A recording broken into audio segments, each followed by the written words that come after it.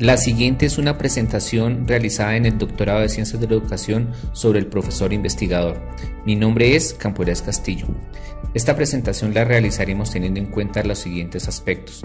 Primero, los antecedentes históricos de la ciencia y su relevancia en la investigación. Segundo, los valores e intereses en la investigación. Tercero, el concepto de paradigma epistemológico de la educación y su clasificación. Cuarto, la relevancia de la ciencia en la práctica educativa. Quinto, el profesor como investigador científico. Para abordar el tema de los antecedentes históricos los agruparemos de dos maneras. Primero una línea de tiempo y luego las categorías en las cuales se encuentran los autores. El primer autor que abordaremos será Platón.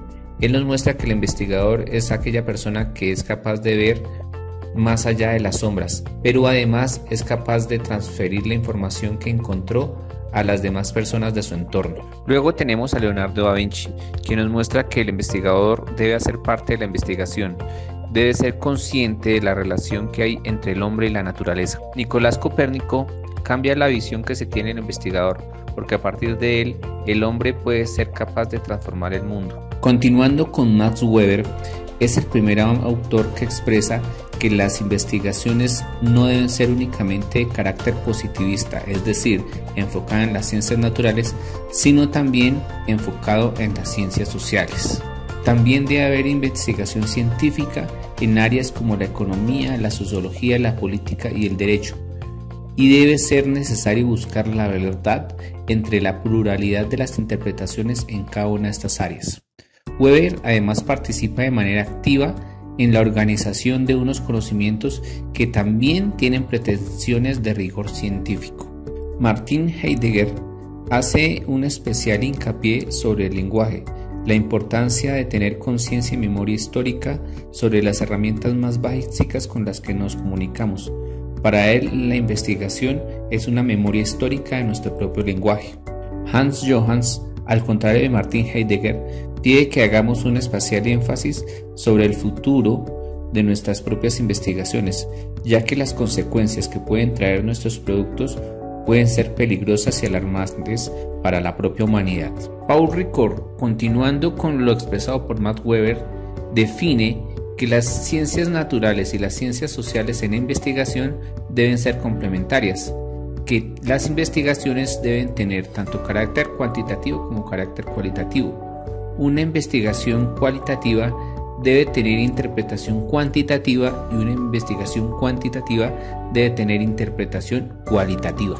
Hans-Georg Gadamer introduce la intención de carácter científico al momento de expresar que las investigaciones deben tener una autocrítica. Debemos tener la capacidad reflexiva para plantear la pregunta por el sentido y el valor de la finalidad y del quehacer investigador. Finalmente, Jürgen Habermas define que el investigador no puede relacionarse de una manera ingenua con el conocimiento en general. Debe saber que todo conocimiento está relacionado con los intereses de los seres humanos que lo producen. En este sentido, Habermas define tres dimensiones en la actividad investigadora: el interés técnico o de dominio, el interés práctico o de comunicación y el interés reflexivo o emancipativo. Estos autores han permitido que la investigación avance en 6 diferentes categorías, iniciando en investigar para descubrir, saber y dominar, representada por Platón, Da Vinci y Copérnico. Luego, la investigación como oficio, profesión y vocación, representada por Max Weber. Luego, investigar para explicar y comprender, representada por Paul Ricoeur. Luego, investigar para habitar y construir, representada por Martin Heidegger y Hans Johanns. Luego, investigar para cuidar y habitar el mundo, representada nuevamente por Heidegger y Hans Johanns, para finalmente llegar a investigar para curar, proteger y crecer, representada por Gadamer y Habermas. Para responder a los valores e intereses en la investigación, tomaremos en cuenta lo definido por Santiago Ramón y Cajal en su discurso sobre las virtudes o cualidades intelectuales que debe tener el investigador en un orden moral. De acuerdo a él, las cualidades deben ser en 5 categorías. El primero es la independencia de juicio y criterio. En él nos describe que un investigador debe mantener siempre un espíritu crítico, no devoto del maestro. Debe tener siempre la posibilidad de refrendar o cambiar las hipótesis del autor al que él ha leído. Debe siempre existir una crítica severa a todas las investigaciones de las cuales él se ha acogido. El segundo es la perseverancia en el estudio, donde dice que el investigador siempre debe aprovechar los momentos lúcidos para realizar sus propias investigaciones. Debe estar siempre abierto a las posibilidades de los nuevos avances que exigen las investigaciones. Tercero, pasión por la gloria. Aunque un investigador mora en un plano superior de humanidad, desinteresado de las cosas materiales, él siempre debe buscar el reconocimiento de un público investigador que está formado por la aristocracia del talento. Cuarto, patriotismo. El investigador siempre debe buscar el reconocimiento del país al que representa, sin denigrar a los demás. Siempre debe promover una emulación internacional de la buenísima ley. Quinto, gusto por la originalidad científica. El investigador debe sentir placer en la realización de una actividad investigadora, con un sentimiento hedonista que acompaña al mismo momento de la creación científica.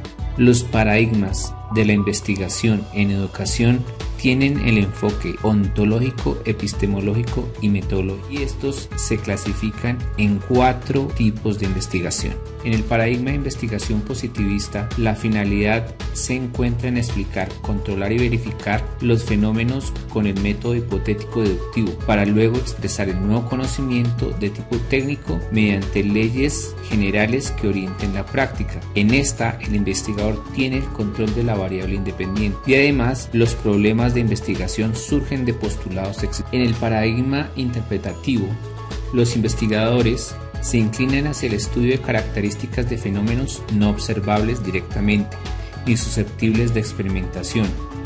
Las investigaciones se originan de los grupos sociales y la muestra utilizada en el estudio se ajusta en dependencia de la cantidad de información que en cada momento se precisa. En el paradigma sociocrítico se busca superar el reduccionismo y el conservadurismo. En este paradigma se considera la unidad dialéctica de lo teórico y lo práctico como un todo inseparable. En esta investigación se parten de situaciones reales y tiene por objeto de estudio transformar la práctica. Paradigma dialéctico materialista. Se caracteriza por propiciar un proceso de análisis histórico de los fenómenos sociales y una relación indisoluble entre la teoría y praxis donde se conjugan.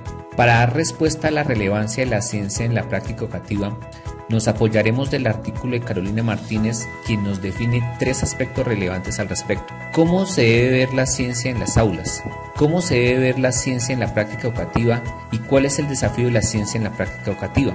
En este sentido nos expone que la ciencia debe ser la herramienta para abrir caminos de alfabetización científica. Debe ir más allá de un solo enseñar leyes, teorías y métodos para finalmente potenciar la comprensión de su entorno. Desde la práctica educativa nos expresa que el docente debe llegar a replantearse la experiencia del estudiante en términos de lo que me pasa y no lo que pasa. Finalmente nos plantea el desafío que la ciencia debe ser un espacio que permita la experiencia, la escucha y la relación educativa.